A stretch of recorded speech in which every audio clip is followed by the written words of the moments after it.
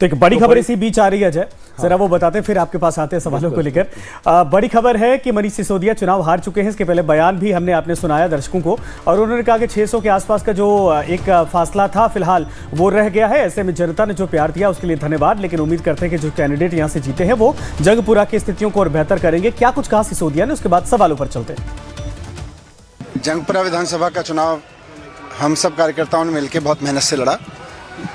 जंगपुरा विधानसभा के लोगों ने भी बहुत प्यार मोहब्बत सम्मान दिया, लेकिन 600 वोट से लगभग 600 वोट से उसमें हम पीछे रह गए।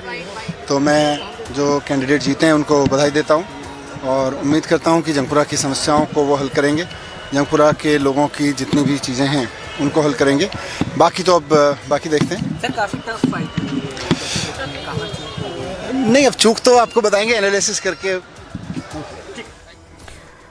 तो देखिए रंजीत जी भी हमारे साथ जुड़े हैं, लेकिन अजय जो मेरा सवाल था जरा उस बात को क्लेरिफाई करिए कि ये जो वोट परसेंट का आंकड़ा घटा बढ़ा है ये क्या कहता है? क्या डमी कैंडिडेट और 3-4 जो नेशनल पार्टियां जिसमें बीएसपी, एआईएमआईएम, कांग्रेस वगैरह भी उतरी थी, क्या ये वाकई में ये माइक्रो मैनेजमेंट के तहत वोट डिवाइड किया गया? ये कैसे संभव हो पाया बीजेपी के लिए? देखिए ये जो अभी तक आ रहे हैं हमारे सामने आंकड़े, उसके हिसाब से बीजेपी को 48% के आसपास वोट मिले हैं, आम आदमी पार्टी को 43% 48 बीजेपी, 43 आम आदमी पार्टी, 7% के आसपास कांग्रेस रंजीत जी की पार्टी कांग्रेस को मिली हुई है जो हमारे साथ इस वक्त मौजूद है। अब अगर आम आदमी पार्टी के 43 को और कांग्रेस के 7 को जोड़ दीजिए तो 50 हो जाता है और 48 से जो ज्यादा है यानी जीत इस हिसाब से, गणित के हिसाब से। हालांकि ये कहा जाएगा विश्लेषण में, लेकिन राजनीति में ऐसा ही हो, अगर दोनों साथ लड़ रहे होते तो जरूरी नहीं है ऐसा कि जीत होती। एक 11 भी हो सकता है और 1-1 शून्य भी हो सकता है, ये भी हो सकता है। असल में मैं ये जो वोट परसेंटेज देख रहे हैं, अगर कांग्रेस जाती तो साथ में रहती तो कांग्रेस का बड़ा नुकसान था।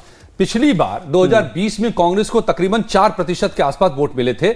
इस बार अकेली अगर लड़ी है तो 7% पर 3% इंक्रीज रिवाइव किया है। रिवाइव किया है कांग्रेस को रिवाइव करना है तो अकेले चलना होगा। यही कांग्रेस के अंदर का द्वंद पिछले कई दशक में कह लीजिए कई चुनावों से इससे नहीं आगे बढ़ पा रही थी। अब राहुल गांधी सीधा मादा दिखा रहे हैं कि जो भी हो हम अकेले आगे बढ़ेंगे जहां पर यह मुमकिन है, और इसीलिए उसका फायदा दिख रहा है। आप फिर लड़ेंगे, फिर आगे बढ़ेंगे, आप मेहनत करेंगे, आप जमीन पर उतरेंगे।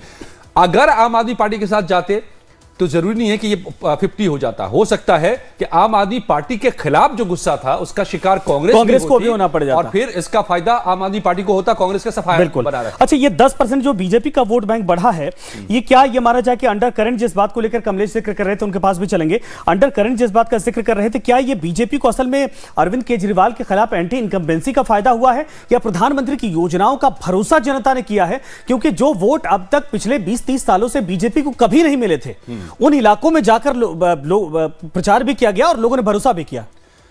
कपिल नहीं, आज तो जनादेश सामने है। आज दिल्ली ने मोदी जी की गारंटी पर भरोसा किया है।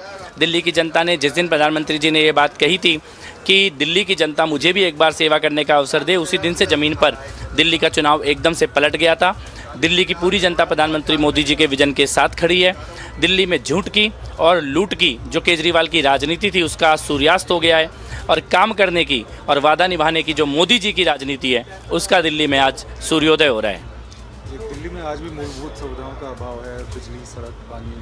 तो अब आप और आपकी नहीं, ये भारतीय जनता पार्टी की सरकार की प्राथमिकताएं होंगी। पहली प्राथमिकता तो अच्छा पानी मिले, अच्छी सड़कें मिले, शुद्ध हवा मिले, निर्मल यमुना मिले, बेसिक इंफ्रास्ट्रक्चर ठीक हो, और उसके बाद हम एक वर्ल्ड क्लास प्रधानमंत्री जी के सपनों के विजन के आधार पर एक वर्ल्ड क्लास कैपिटल, एक अच्छी राजधानी दुनिया के सामने दिखाएं दिल्ली को बनाकर। उस संकल्प के ऊपर हम लोग काम करेंगे।